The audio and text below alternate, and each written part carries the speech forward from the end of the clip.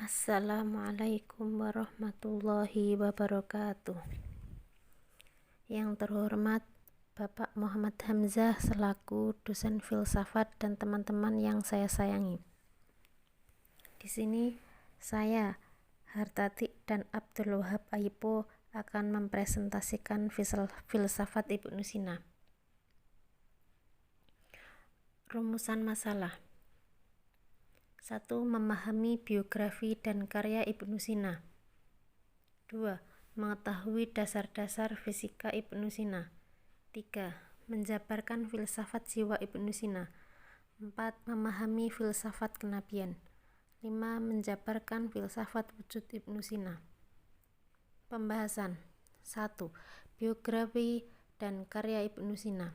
Ibnu Sina dilahirkan dalam masa kekacauan dan kemunduran Daulat Bani Abbasiyah, di mana daerah-daerah yang pada awalnya berada di bawah kekuasaan Khalifah Abbasiyah mulai melepaskan diri satu persatu untuk berdiri sendiri, sementara kota Baghdad sendiri sebagai pusat pemerintahan Khalifah Abbasiyah telah dikuasai oleh golongan Bani Buwayhi pada tahun 334 Hijriah, yang kekuasaannya berlangsung sampai tahun 447 Hijriah.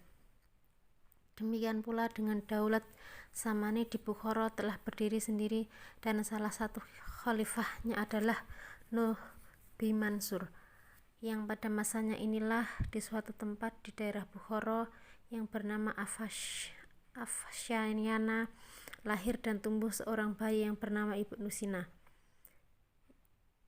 yaitu pada tahun 370 Hijriah atau 980 Masehi.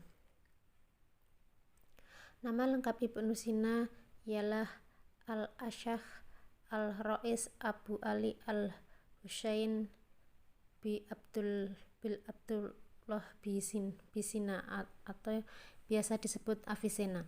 Ia dilahirkan dari keluarga yang bermazhab Syiah di Bukhara. Pada usianya yang sangat muda, yaitu 10 tahun, ia telah menghafal Al-Quran dan belajar filsafat, ilmu-ilmu agama, astronomi, matematika, fisika, metafisika, dan logika. Ia belajar ilmu kedokteran pada seorang yang bernama Isa bin Yahya. Pada usia 16 tahun, ia telah menjadi seorang dokter dan mampu memecahkan masalah pengobatan dengan melalui metode eksperimen yang dilakukannya, termasuk mengobati Sultan Bukhara Nuh bin Mansur, dan berhasil sembuh sehingga ia diberi kesempatan membaca buku-buku yang ribuan banyaknya dalam perpustakaan Sultan. Dengan daya ingat yang dimilikinya, ia dapat menguasai sebagian besar isi buku-buku tersebut walaupun usianya ketika itu baru 18 tahun. Pada usianya yang 22 tahun, ayahnya wafat. Ibnu Sina meninggalkan Bukhara menuju Jurjan, kemudian ke Hawazim. Akibat kekacauan politik, ia berpindah dari satu daerah ke daerah lainnya, akhirnya sampai ke Hamazan. Oleh Syamsuddaulah, penguasa daerah ini, ia diangkat menjadi seorang menteri beberapa kali, dan akhirnya ia pindah ke Isfahan dan mendapatkan sambutan yang istimewa dari penguasa daerah ini. Ibnu Sina penuh dengan kesibukan bekerja dan mengarang, penuh pula dengan kesenangan dan kepahitan.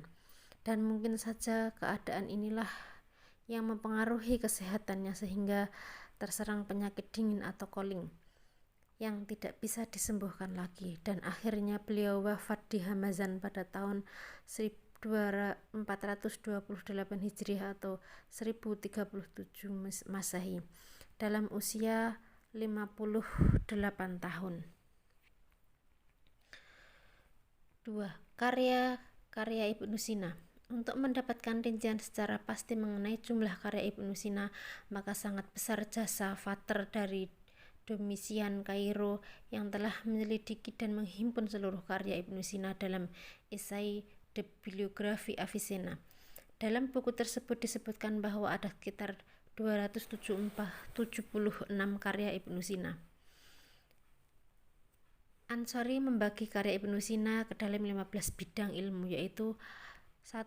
Ilmu umum, 2. Logika, 3. Sastra, 4. Syair, 5. Ilmu alam, 6. Psikologi, 7 kedokteran, 8 kimia, 9 matematika, 10 metafisika, 11 tafsir Al-Quran, 12 tasawuf, 13 akhlak rumah tangga politik dan nubuah, 14 surat-surat pribadi, dan 15 serba ragam. Di antara karya-karya yang paling terkenal adalah Al-Shifa, yaitu buku filsafat yang terpenting dan terbesar dari Ibnu Sina. Terdiri dari 4 bagian, yaitu logika, fisika, matematika, dan metafisika. Buku ini tersebar di berbagai perpustakaan barat dan timur. Bagian ketuhanan dan fisika pernah dicetak dengan cetakan batu di Teheran pada tahun 1956.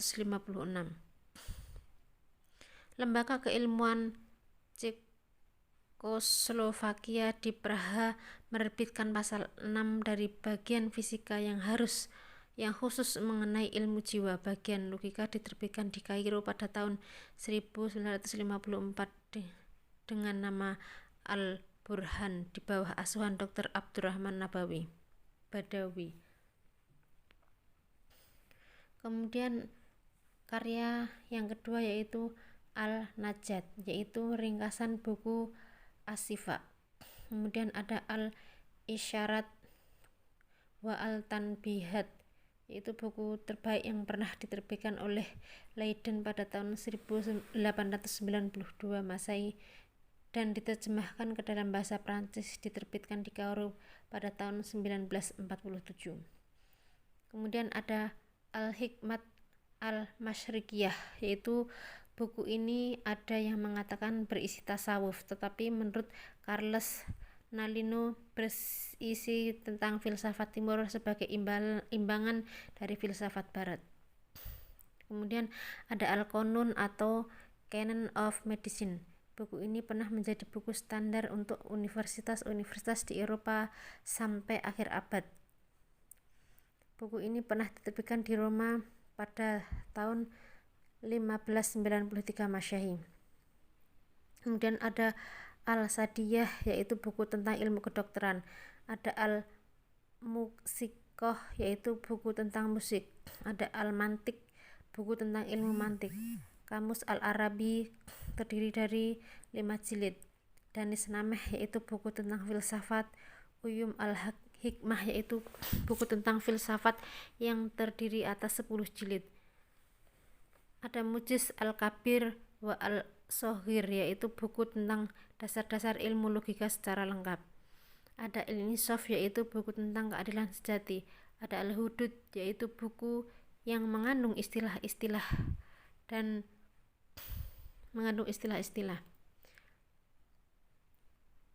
Yang kedua, dasar fisika Ibnu Sina. Karya Ibnu Sina dalam bidang fisika yaitu yang terkenal dengan waktu dan gerak. Ribuan tahun sebelum fisika kuantum lahir, Ibnu Sina telah menjelaskan kecepatan cahaya dan sifat partikel atau gelombang cahaya. Ia juga telah menguraikan bahwa semua materi di alam ini tersusun dari paket-paket energi atau kuanta yang kemudian menjadi salah satu fondasi fisika kuantum ribuan tahun kemudian. Ibnu Sina berpendapat bahwa segala sesuatu yang ada di dunia ini berada dalam keadaan yang gerak. Gerak ada 2 macam, yaitu gerak paksaan atau harakoh kohriyah yang timbul sebagai akibat dorongan dari luar yang menimpa sesuatu benda kemudian menggerakkannya. Kemudian gerak yang kedua, gerak bukan paksaan, dan gerak ini terbagi menjadi 2, yaitu gerak sesuai dengan ketentuan hukum alam seperti jatuhnya batu dari atas ke bawah. Kemudian ada gerak yang terjadi dengan melawan hukum alam seperti manusia yang berjalan di bumi sedang berat badannya seharusnya menyebabkan ia diam, atau seperti burung yang terbang menjulang di atas udara. Dalam pemikiran Ibnu Sina yaitu ukuran gerak ketika dipisah oleh jarak dan berbagai hal subjek yang bergerak sebab penggerak yang menjadi lokasi gerak, asal gerak, tujuan gerak, dan waktu terbagi menjadi A.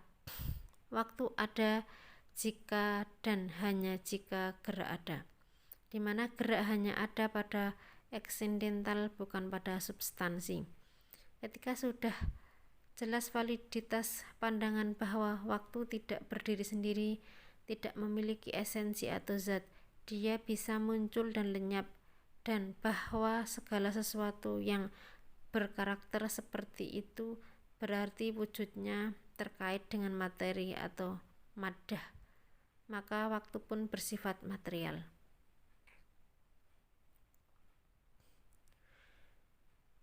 Dalam kutipan tersebut, Ibnu Sina secara jelas menyatakan bahwa waktu bersifat material, ada pada materi.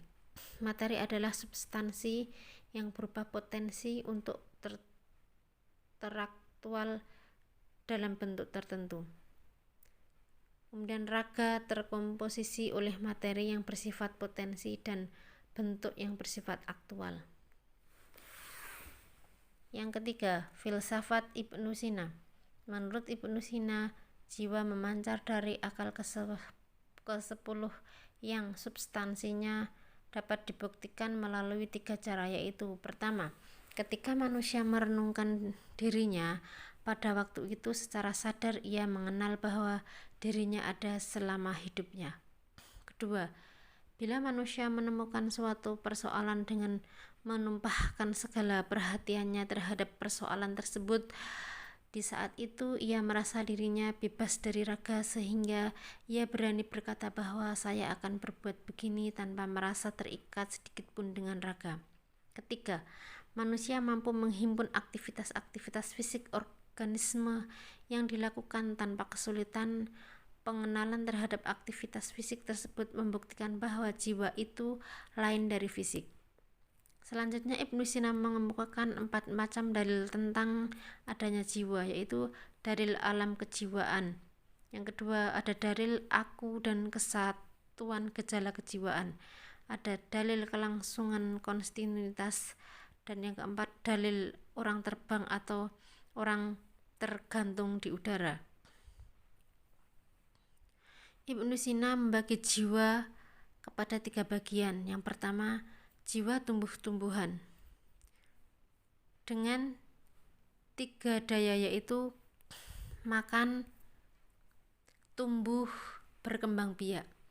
Kemudian yang kedua, jiwa binatang dengan daya gerak, menangkap.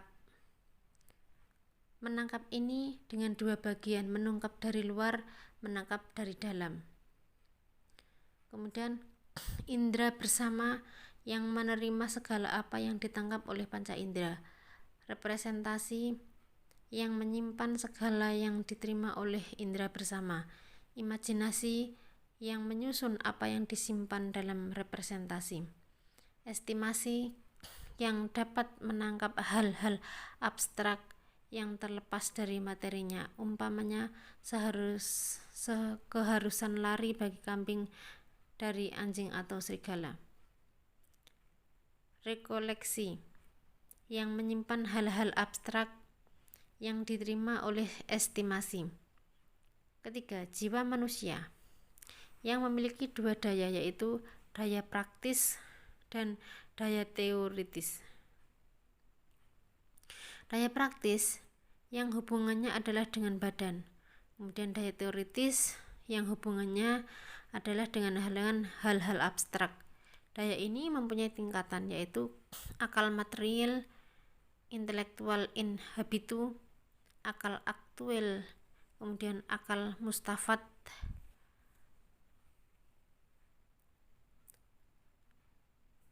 akal ini dan akal semacam inilah yang sanggup menerima limpahan ilmu pengetahuan dari akal aktif.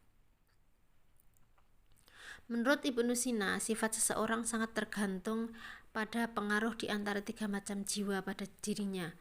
Jika jiwa tumbuh-tumbuhan atau binatang yang berkuasa pada dirinya, orang itu akan menyerupai binatang. Tetapi jika jiwa manusia yang mempunyai pengaruh pada dirinya, orang itu menyerupai malaikat dan dekat kepada kesempurnaan. Disinilah peranan daya praktis yang berupaya mengontrol badan manusia sehingga hawa nafsu yang ada dalam badan tidak menjadi halangan bagi daya teoritis. Untuk membawa manusia kepada tingkatan yang tinggi dalam usaha mencapai kesempurnaan. Selanjutnya, menurut Ibnu Sina, jiwa manusia ialah merupakan satu unit tersendiri dan mempunyai wujud terlepas dari badan. 2. Timbul dan tercipta tiap kali ada badan yang sesuai dan dapat menerima jiwa lahir di dunia ini. 3. Mempunyai fungsi-fungsi fisik. 4. Untuk menjalankan tugasnya sebagai daya yang berpikir, maka jiwa masih berhajat pada badan karena pada permulaan wujudnya badanlah yang menolong jiwa untuk dapat berpikir. Kemudian yang kelima, panca indera dan daya-daya batin dari jiwa bintanglah seperti indera bersama estimasi dan relokasi yang menolong jiwa manusia untuk memperoleh konsep dan ide-ide dari alam sekitarnya. Yang keenam, jika jiwa sudah mencapai kesempurnaan dengan memperoleh konsep dasar yang perlu baginya, ia tidak berhajat bagi kepada pertolongan badan. Bahkan badan dengan daya jiwa binatang yang terdapat di dalamnya akan menjadi penghalang bagi jiwa manusia yang mencapai kesempurnaan. Kemudian yang ketujuh, jiwa binatang dan jiwa tumbuh. Jiwa binatang dan jiwa tumbuhan yang ada di dalam diri manusia karena mempunyai fungsi-fungsi yang bersifat fisik dan jasmani akan mati dengan matinya badan dan tidak akan dihidupkan kembali di hari kiamat. Balasan kedua jiwa ini hanya diwujudkan di dunia. Dan yang 9, karena bertujuan pada hal-hal yang abstrak tidak akan memperoleh balasan di dunia tetapi nanti di dalam kehidupan kedua di akhirat. Kekal jika ia telah mencapai kesempurnaan sebelum berpisah dengan badan, maka selamanya akan berada dalam kesenangan. Namun bila ia berpengaruh oleh hawa nafsu badan dan tidak mencapai kesempurnaan, maka ia akan hidup terkutuk dan menyesal selama-lamanya di akhirat. Yang keempat, falsafah kenabian. Sebagaimana telah disebutkan di atas bahwa akal mempunyai 4 tingkat dan yang paling rendah adalah akal material. Ada kalanya Tuhan menganugerahkan kepada manusia akal material yang besar dan kuat yang menurut Ibnu Sina diberi nama al-hadz. Daya yang ada pada akal material serupa ini sangat kuat sehingga tanpa melalui latihan mudah dapat berhubungan dengan akal aktif, dengan mudah dapat menerima cahaya atau wahyu dari Tuhan. Akal serupa ini mempunyai daya suci, dan inilah bentuk akal tertinggi yang dapat diperoleh manusia, namun akal ini hanya terdapat pada nabi-nabi. Falsafah wujud. Ibnu Sina dalam masalah wujud memadukan pandangan mutakallimin Aristoteles dan Neoplatonisme sehingga menjadi suatu metode tersendiri dalam menganalisis wujud. Ia juga sepaham dengan gurunya Al-Farabi bahwa al-wujud bersifat emanasiositis, yaitu dari Tuhanlah kemaujudan yang mesti adanya. Menurut Ibnu Sina, sifat wujudlah yang terpenting dan mempunyai kedudukan di atas segala sifat yang lain termasuk esensi.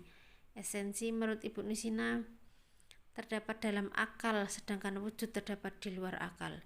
Wujudlah yang membuat tiap esensi yang dalam akal mempunyai kenyataan di luar akal. Tanpa wujud, maka esensi tidak besar artinya. Oleh karena itu, wujud lebih penting dari esensi. Menurut Ibnu Sina, Kalau esensi dikombinasikan dengan wujud, maka akan terjadi 3 kemungkinan. Yang pertama, esensi yang dapat mempunyai wujud tersebut mumtana, yaitu sesuatu yang mustahil berwujud. Misalnya adanya kosmos lain sekarang ini di samping kosmos yang ada. Yang kedua, esensi yang tidak boleh mesti mempunyai wujud. Di sini esensi tidak bisa dipisahkan dari wujud. Esensi dan wujud sama dan satu. Di sini esensi tidak dimulai oleh tidak berwujud dan kemudian berwujud. Tetapi esensi mesti dan wajib mempunyai wujud selama-lamanya, disebut dengan necessary being. Wajib al-wujud inilah yang mewujudkan mukmin al-wujud, dan itulah Tuhan. Selanjutnya, wajib al-wujud ini ada 2 macam, yaitu wajib bidatihi, sesuatu yang kepastian wujudnya disebabkan oleh zatnya sendiri.